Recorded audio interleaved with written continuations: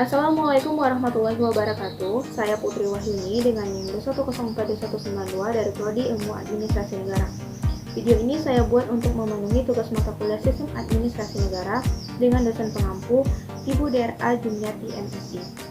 Baiklah, pada video presentasi kali ini saya akan membahas tentang peran administrasi negara. Yang pertama yaitu landasan administrasi negara. Landasan atau dasar yang digunakan dalam penyelenggaraan administrasi negara Indonesia ada 3. Yang pertama yaitu landasan ideal, yaitu Pancasila. Yang kedua landasan konstitusional, Undang-Undang Dasar 1945.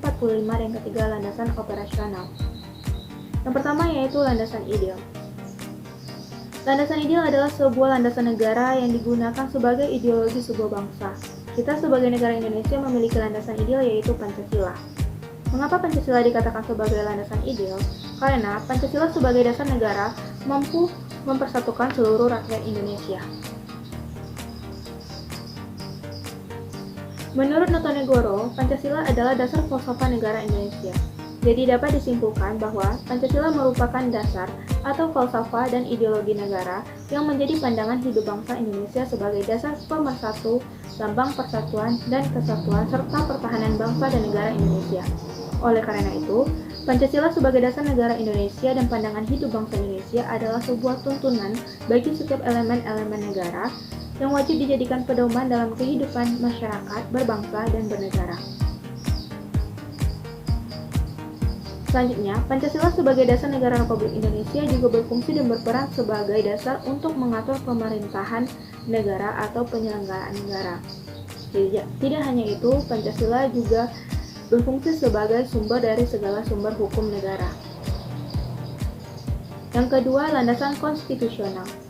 Landasan konstitusional adalah sebuah landasan negara yang berkaitan erat dengan semua aturan dan ketentuan ketatanegaraan suatu bangsa yang menjadi sebuah pedoman pokok di dalam kehidupan bermasyarakat, berbangsa, dan bernegara. Adapun landasan konstitusional dalam penyelenggaraan administrasi negara Indonesia adalah Undang-Undang Dasar 1945. Undang-Undang Dasar 1945 sebagai landasan konstitusional adalah sebagai hukum dasar tertulis bagi bangsa Indonesia dalam penyelenggaraan negara. Di antaranya, yang pertama, bersifat mengikat bagi penyelenggara negara, lembaga kemasyarakatan, dan seluruh warga negara.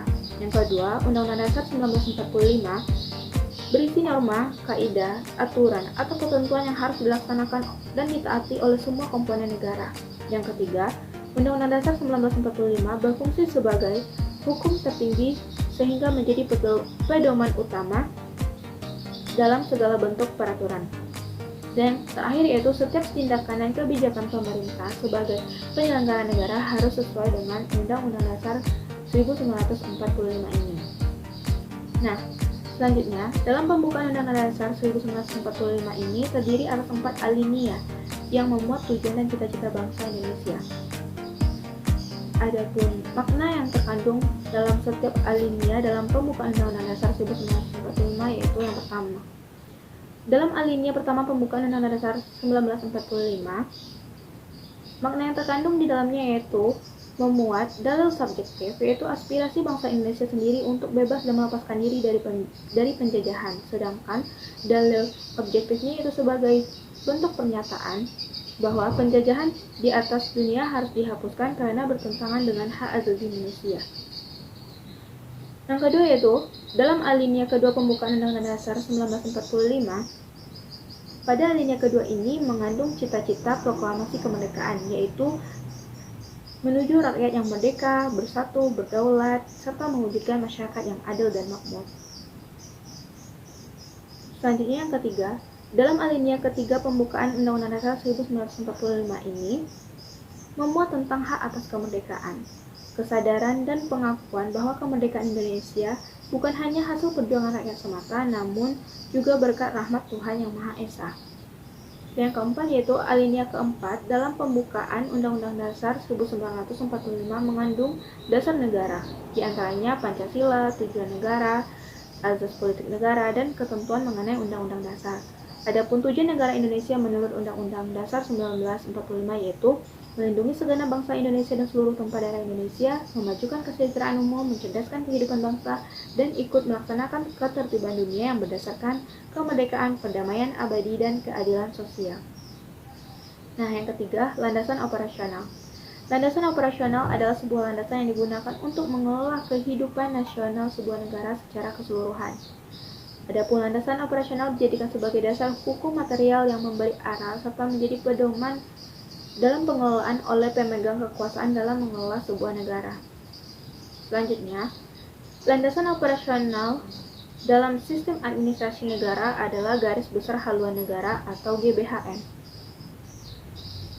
Nah, pada saat ini, Garis Besar Haluan Negara sudah tidak berlaku lagi dengan adanya amandemen Undang-Undang Dasar 1945 di mana terjadi perubahan peran MPR dan Presiden yang mengakibatkan Garis Besar Haluan Negara tidak berlaku lagi. Dan untuk saat ini landasan operasional dalam sistem administrasi negara yaitu lebih mengkonstruksi kepada dokumen perencanaan. Adapun dokumen perencanaan terbagi 3, di antaranya yang pertama rencana pembangunan jangka panjang, yaitu terdapat dalam Undang-Undang RI Nomor 7 Tahun 2007 tentang Rencana Pembangunan Jangka Panjang Nasional tahun 2005 sampai 2025, yang kedua rencana pembangunan jangka menengah, dan yang ketiga rencana kerja pemerintah. Nah, selanjutnya yaitu peran administrasi negara. Yang pertama, peran administrasi negara itu administrasi negara sebagai stabilisator masyarakat. Dalam menjalankan peran sebagai stabilisator, administrasi negara harus berusaha menyeimbangkan aspirasi yang berbeda-beda, sehingga dapat dihasilkan kebijaksanaan publik atau umum yang mampu menciptakan stabilitas masyarakat, dan aparatur negara harus dapat mewujudkan negara dalam keadaan aman dan stabil dalam semua aspek kehidupan bangsa dan negara. Adapun peranan itu harus dilakukan dengan beberapa cara, di antaranya itu dengan mengamalkan nilai-nilai Pancasila sebagai nilai dasar yang menjadi pandangan hidup, serta yang kedua yaitu menegakkan dan memberlakukan semua aturan hukum pada setiap warga negara tanpa membeda-bedakan dalam pelaksanaannya.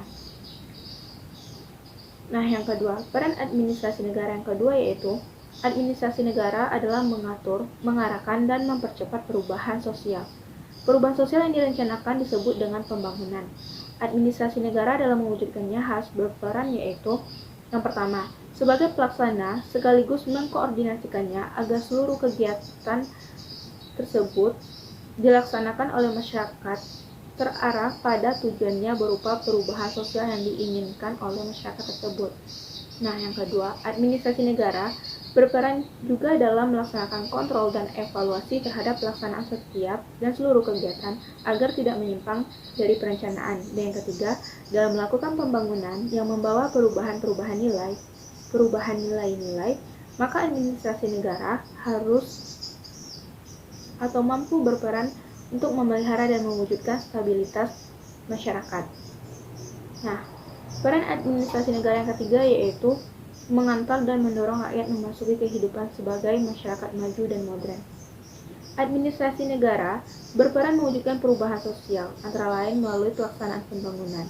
Perkembangan dan kemajuan ilmu dan teknologi yang pesat dari negara maju dan modern membuat manusia semakin yakin bahwa dengan ilmu dan teknologi akan dapat mewujudkan masyarakat yang maju dan modern dan sejahtera. Untuk menjalankan ketiga peranan administrasi negara tersebut dalam kegiatan yang bersifat operasional, maka administrasi negara membutuhkan dukungan berupa otoritas yang bersifat memaksa. Oleh karena itu, landasan administrasi negara yang tiga tadi, landasan ideal, landasan konstitusional, dan landasan operasional menjadi pedoman atau pegangan dalam bagi penyelenggara administrasi negara dalam menjalankan perannya tersebut. Itulah presentasi saya pada video kali ini. Mohon maaf apabila ada kesalahan kata. Wassalamualaikum warahmatullahi wabarakatuh.